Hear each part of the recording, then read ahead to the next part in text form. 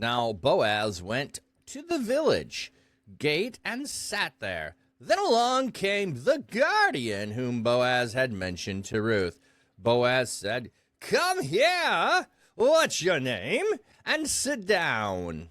So he came and sat down.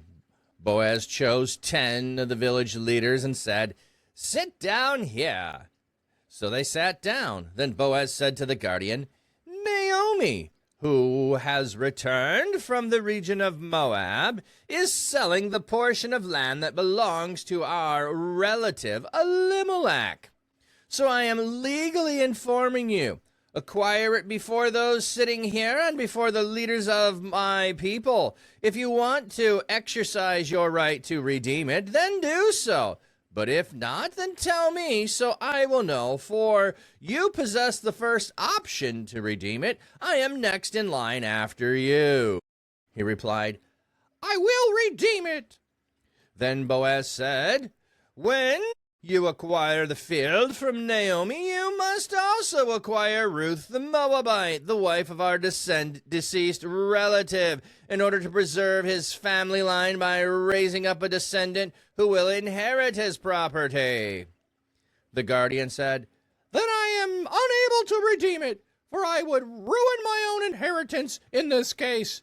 You may exercise my redemption option, for I am unable to redeem it."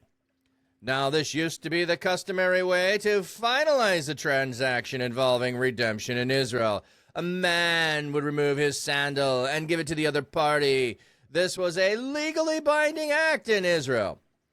So the guardian said to Boaz, "You may acquire it." And he removed his sandal. Then Boaz said to the leaders and to all the people, "You are witnesses today that I have acquired from Naomi all that belonged to Elimelech, Kilion, and Mahlon. I have also acquired Ruth the Moabite, the wife of Mahlon, as my wife, to raise up a descendant who will inherit his property, so the name of the descendant might not disappear from among his relatives and from his village. You are witnesses today." All the people who were at the gate and the elders replied, "We are witnesses. May the Lord make the woman who is entering your home like Rachel and Leah, both of whom built up the house of Israel. May you prosper in Ephrathah and become famous in Bethlehem.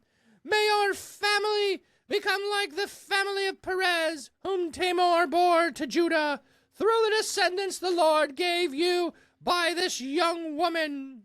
So Boaz married Ruth and slept with her. The Lord enabled her to conceive, and she gave birth to a son.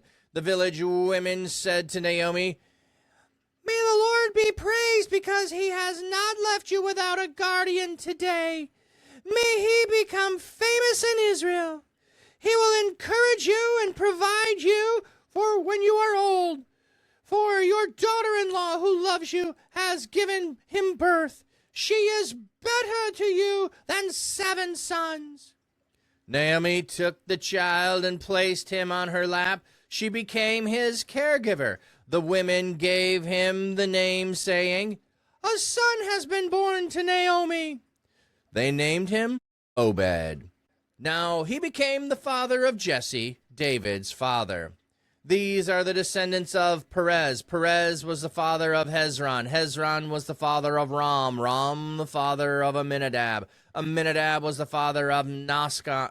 Nachshon, the father of Salma. Salmon, the father of Boaz. Boaz, the father of Obed. Obed, the father of Jesse. And Jesse, the father of David. Bum, bum, bum. So there we go, finishing up Ruth that we did not get to yesterday. Let me get caught up on chat. I saw you coming in, Luces, and whatever conversation was going on while I was reading. Okay, Alexa, yeah, it'd be, and I do try to do voices just to give some, inflection. If I were preparing it and doing prepared readings, it would be, a lot easier. And you'd want to have one character voice. Like if I was recording these to do character voices, I'd read all the things in one voice, switch to another voice, but I try shouting out the streamer. It's all in my shout-out bot training. There you go. Okay, so Naomi, mother-in-law. Oh, sorry, I went back to 3. Why did I go back to 3? Wow. I only needed to go back to 4. Must have jumped. Okay, so we left off with Naomi encouraging Ruth to propose to Boaz. Essentially what you have. Hey, I'm available. Would you like to purchase some land, and I'm a come along as a consolation prize? No, that's not it. It is Boaz has come up with a way in order to honor Ruth's husband. Okay, he wants to honor Ruth's husband. He is going to not only just look out for what after else he could get for himself. He is truly honoring Ruth and her husband and the family. That is his goal in all of this. So he goes to the city square, the town square, the entrance of the gate. This is where you would sit. You come in, the elders are there. So he goes and he waits until the "what's your name" comes and sit down. I love this. They don't even tell us the name. Here's the guy who had the rights first, and we don't even get his name. Is it a brother? Is it a cousin? Is it who it is? It's an idiom, such and such. Like, so I was talking to so-and-so. That's how I would have translated. So he said to him, "Hey, so-and-so, come over here. Hey, what's your name? What's your name? Come and sit down." So he comes and sits down, and he presents him with the part that he's going to agree to first. Hey, there's some land available. Naomi is selling the land. She can't work it, and so it needs to be worked. And so you can purchase it and be able to work it. And he's like, "Yeah, sounds good to me. I'm glad. I'm gonna do that. I'll do that. Absolutely. Let me do that." And then he goes, "BT Dubs, a little bit of fine print here for you. Not only are you acquiring all of the land that Naomi's husband had, but you're also acquiring her son's wife." I mean, hello? Hello, is this on? Hello? You're going to get her son's wife as well, who's a foreigner. You're going to get her as well. So he's like, can't do that. And his excuse is, I might mess up my own inheritance. Now, I'm not sure exactly what he means by he might mess up his own inheritance, okay? So if you're not familiar with the whole concept here of kinsman redeemer, right? When Boaz has a first son, that first son will be, or I should say, when Ruth has the first son. When Ruth has the first son, it will be Boaz's son, but it will not be Boaz's son. It'll be Mahlon's son. The first son will be Mahlon's son. He will be redeeming the name of Mahlon, redeeming the inheritance of Mahlon, and will be Mahlon's son. So then he has a second son. That son would be his son, Boaz's son. So the first one redeems the line of the person who was dead, and the second one is yours. So I don't know how he messes up his inheritance. If he has 2 kids, he gets to pass on his inheritance to the one below. It must be something that he is thinking that he won't inherit from above him. Not that he couldn't redeem Naomi and Mahlon and Ruth and, my God is king. Can't remember what his name is. My God is king. That's the meaning of Naomi's husband's name. He could redeem that line, but it's like, well, I'll ruin my own inheritance potentially. Sounds like an excuse. Just saying, it sounds like an excuse. Like, oh, well, I couldn't do that possibly. Well, other people do. And you should. And you know what? You're losing honor because you don't get the name in the book. Okay? You are left out of the book because you were self-centered, so self-centered that you didn't care about other people. You only cared about yourself, and we don't even know who you are. So ha-ha. Good joke's on you. All right.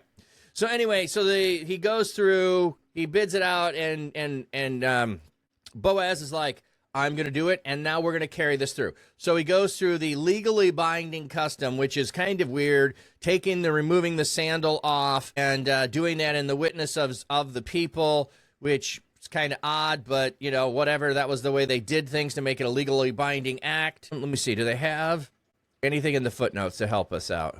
Nothing there. Tomorrow, welcome in, my friend. A man removed his sandal and gave it to his companion, gave it to another. So the sandal is what you're giving to the other. That makes it legally binding. And I'm like, I don't want your sandal. It's going to be stinky. It's going to be stinky. We don't want that.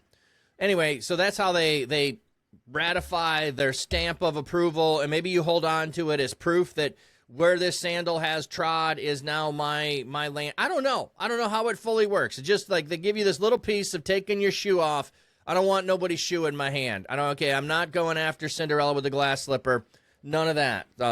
So anyway, they are witnesses of this. He acquires it, all the stuff that belonged to Elimelech, Kilion, and Mahlon, and Ruth as a wife. So that the descendants will not disappear, and they are witnesses. Like just scrolling along, and then look at the blessing that gets. Look at the blessing they give. I was gonna send you a shoe as thanks. Yeah, handles are hard to come around these times. Well, good Roman ones certainly are.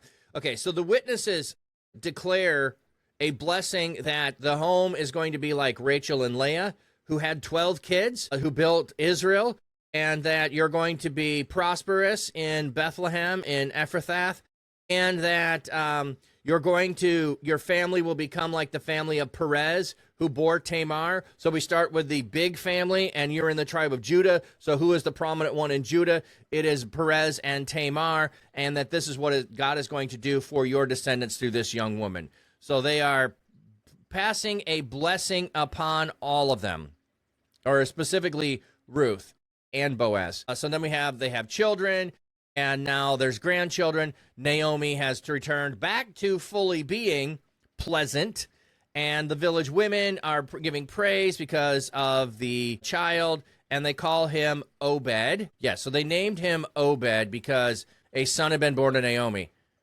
How has a son been born to Naomi? Because it's redeeming the son that she lost. That's how there's a son born to Naomi. Okay, one who serves, perhaps anticipating how he would help Naomi. So a son has been born, proud grandma, going around, all of those things. And then we jump to, after that, finding out the lineage of Boaz. We find out then that Obed is the father of Jesse, is the father of David. We suddenly hear at the end go, wait a minute. So this is out of the time of the judges where there is no king, and here's the family line that leads to King David. Here's the family line that leads to King David. And we're going to end it with a genealogy. We're going to get not only was the blessing that the people said upon Ruth, the Moabitess, true and came true, this is the lineage. So we go from Perez to Hezron to Ram to Aminadab and Naskan, Salmon or Salma, Boaz, Obed, Jesse, David. So we're going in that direction. We're leading towards that. There's what we have.